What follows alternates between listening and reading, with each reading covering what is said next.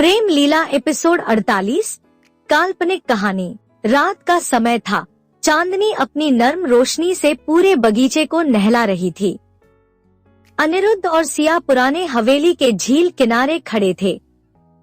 हल्की हल्की ठंडी हवा सिया की साड़ी को लहरा रही थी और अनिरुद्ध उसकी गहरी आंखों में खोया हुआ था।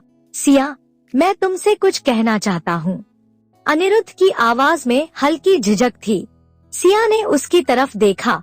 उसकी आंखों में सवाल थे। क्या हुआ अनिरुद्ध?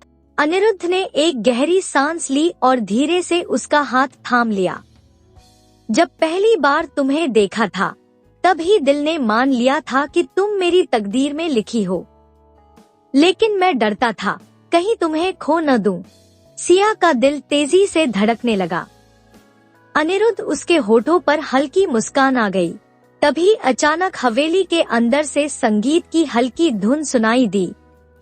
यह वही धुन थी जो उनकी पहली मुलाकात में भी बज रही थी। दोनों के चेहरे पर यादों की झलक आ गई।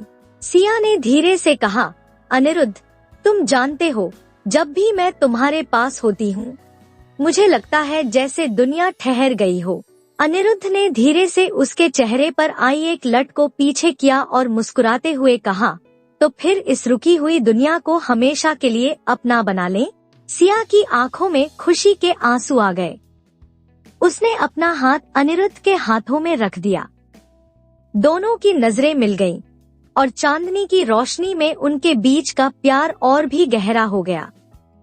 हवेली में संगीत तेज हो गया था और बगीचे में गुलाबों की खुशबू हवा में घुल चुकी थी।